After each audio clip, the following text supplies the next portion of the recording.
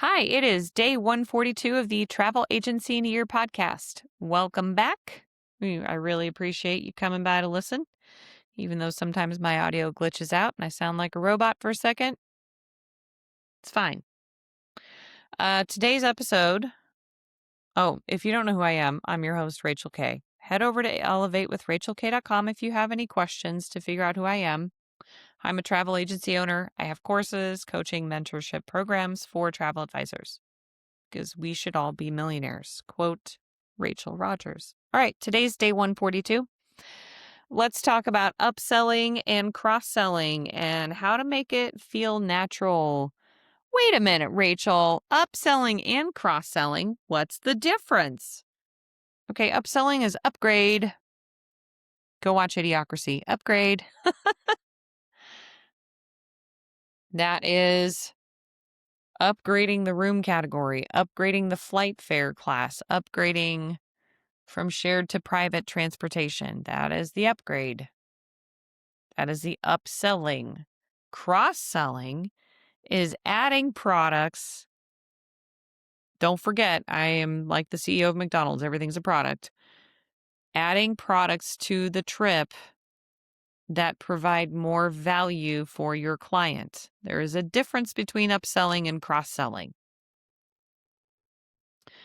But the overall is you are providing value to your clients in a personalized way. Okay? So you can upgrade to the club level. Like say you have a consultation and the client's like, I've never been to an AI before and I want to do this trip and I hate buffets. And you have a place in mind, but you have to have club level in order to have breakfast. That is not buffet. So you automatically upsell the club level room category instead of the regular one. And when they're like, why do you want to make me pay more? Even though they're not going to. But if they are, then you can just say, well, unfortunately, if you downgraded to a regular room, like if you get one of those clients like, I checked Expedia and it's $1,000 less, but it's not club level, then you can be like, yeah, and you're going to have buffet for breakfast. Yeah, or you hate buffets. Why would you do that to yourself? I can do that for you. But anyway, upgraded club level rooms, upgrading to private transfers, or upgrading a tour to a private tour. That is like an upsell. A cross sell would be like travel insurance in general for your protection, and the upsell of the cross sell would be like a policy with more coverage that is aligned with their values, and maybe throwing in CFAR, things like that. Customized experiences are going to be an example of cross-selling. Okay. You can do this without totally blowing their budget. Use your knowledge and expertise. I'm going to talk about a honeymoon I did. I think it was for January 25, and I booked it like March of 24. And it was this like friend of the family people.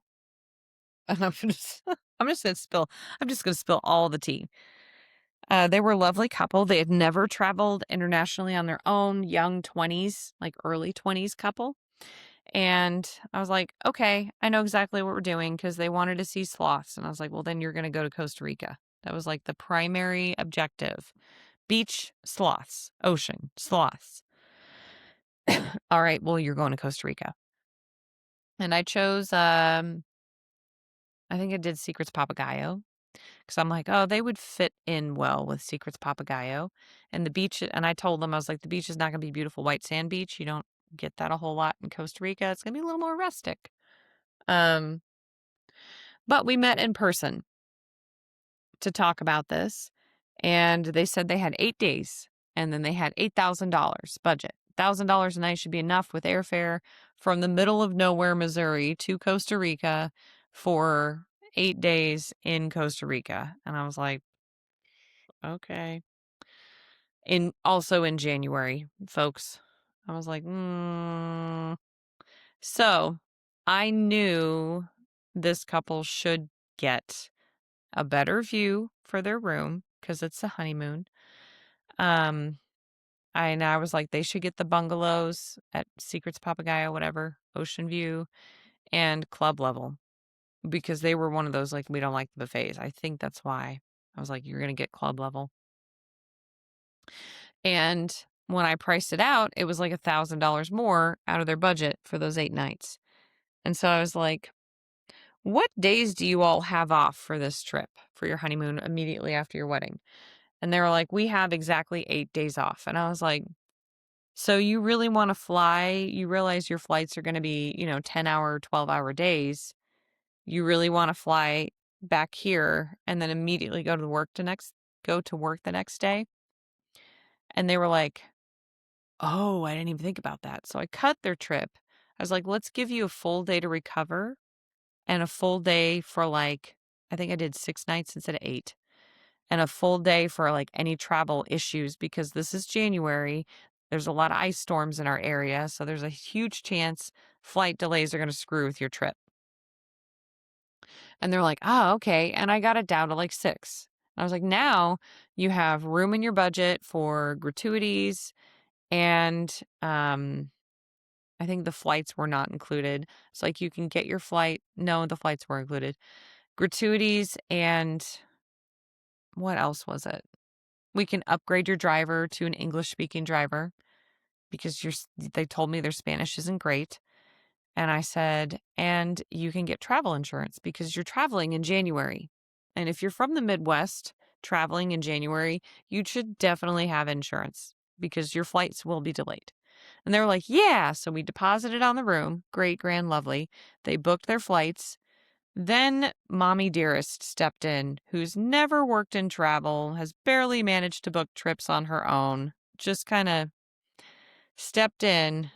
I think it was the groom's mom. And she just called me up and she's like, they don't need travel insurance. And I was like, yes, they do. I'm advising it. Well, they're going to decline it. And then they came back and said, we're declining the travel insurance. And I was like, okay, this is a huge mistake. And then she's like, they can get by with a non-English speaking driver. You need to cut that down. This is way too much money. And I'm like, it's literally within their budget. It's not too much money. What? A, it's not too much money. B, why do you care? This is a grown man. This is not your baby anymore. Get over it. So anyway, I was like, okay, so I did whatever they asked me to do. And guess what, chicken butts? Their flights were delayed. Their flights were delayed like a full day. I had to cancel excursions and all kinds of things. And then good old Mommy Dearest is texting me, well, what is the insurance going to do about this? And I was like, they declined the insurance because of your quote unquote professional advice. So nobody has insurance. Nothing's going to happen. Anyway, that's just kind of a venti story a little bit. Not venti in the drink, but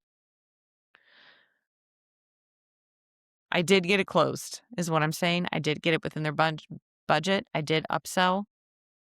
I did some cross-selling with the tours. I did my best to cross-sell with and upsell, but then it was all shut down and then there were issues. And I'm like, well, these were decisions that were made. Anyway, this is why I like to, when I do a proposal, offer all the upgrades possible that fits in the scenario and then let them make the decisions from there. All right, so do's and don'ts of upselling and cross-selling. Do, number 1, focus on the value of improving the experience, not just your bottom line. Okay, so again, back to that story when I was looking at the room, I was like, we should cut this a few days shorter so you have time to rest and you can get a better room. It's your honeymoon. You want a lot of romance and relaxation, right? Upsell and cross-sell what is complementary. So these people in this example, they wanted a bunch of tours and they looked at the tours and showed them to me. And I was like, okay, great. I provided some tours initially based on sloths. And I added in a few more tour options. They took their time with the tours. It's like, you do not have to book these right away. But I added in a few more tour options that were based on their interests and were complementary to the rest of the trip. Like, I wasn't going to be like skydiving because it's a honeymoon and these people are not very adventurous people. Okay. Do upsell and cross sell in a personalized way, thinking of them. Again, focus on the value and think of how it's going to affect them. Be very clear and have transparent pricing if you can. Like, with cross selling, you can say, normally it's about this price. It can increase unless we lock it in now, but I don't want to rush you if that's how you want to do it. Now, the don'ts. Don't be pushy. Telling them this is the best option. This is it. This is all I'm offering you. You give them no option, which is like a huge liability for you because you're just telling them what to book. And there's like a big local agency in my area that just does that. And I'm like, how have they not gotten sued? You don't give them any choice. Like, you should give them a few choices. Don't overwhelm them. There's a balance to strike. But telling them this is what you're getting is very, very pushy and very manipulative. Like, you're not educating them on why so much. You're just like, this is the best value. This is why you're getting this. You don't want to totally limit choices, like I said. You also don't want to completely oversell with too many choices. And I'll talk about that. Yep, here in a second. Sorry, I had to make sure it was still in my notes. So luxury, remember, luxury service is being able to preemptively anticipate their needs and wants. So you don't want to just limit it to what you want to sell, and you don't want to just give them this huge catalog full of options. 2 to 3, maybe no more than 5. Have respect for their budget. And I'll talk about this, expand on this in a little bit. Don't just say, if it's possible on their budget, you can advise them properly, but don't just say, you're going to need way more money if you want this kind of a trip. Like, you need to be like, well, let's, be a partner. Don't be, you do it my way and you buy what I want you to buy because this is how much money I want to make this month. Don't ignore timing. If there's a rush booking, like a last minute booking, don't even, you can kind of upsell on the room category and stuff, but I don't think I would recommend a cross sell if they're just like, we need this book today. This is what we want. Like, don't try to pressure them into anything else. If they're annoyed with you already, you're just going to annoy them even further. And they're going to be like, this bitch just wants money. Okay. Do not offer irrelevant components because, again, that makes you look greedy. Okay. Irrelevant to their trip, to their values, to their goals. Let's say they are celiac and they want to go to Italy, and you're like, let's have dinner in a family's home, and it's going to be a pasta making class. Question? They have celiac. That doesn't even, no. This just makes you look like you don't care. Okay, so for the cross-selling tips, this is something that I like to do is I use Project Expedition. So I'll create wish lists for different destinations, and I base it off of my ideal client avatar. And I do 5 max in a destination of what I think truly connects with my ideal client avatar and that niche. And I create these little wish lists and I put them in my workflow so they can preview tours. Usually I give them an extra 30 days before I follow up. And I like to have all the tours completed around 45 to 60 days. With respect to budget, make it make sense. Use the 25% rule. Do not cross-sell a private $500 per person tour when they booked like a Carnival interior cabin on a 3-night sailing. That doesn't make any sense. It's going to be the same amount of money, and they're going to be like, this is outrageous. So 25% of what they've already spent can be allocated towards cross-selling or upselling. Like if you hit over 25%, they're probably not going to want it. And they're going to be like, this person does not pay attention to my needs or wants. So keep that in mind. If a tour is $200 and they spent like $200 per person, so $400, and they spent $6,000 on their trip already, that is not even 10%. They will do that tour, right? They might do 2 of those because that's only 15% of their overall budget that they've already spent. If you were to, on a $6,000 trip, try to offer them a $2,000 tour, they're going to say no because that's too much of their budget overspent. Okay. All right. Those are tips on all about cross-selling and upselling, do's and don'ts, and a crazy story of a mommy dearest trying to control her little baby boy's honeymoon. That backfired. I hope you enjoyed that.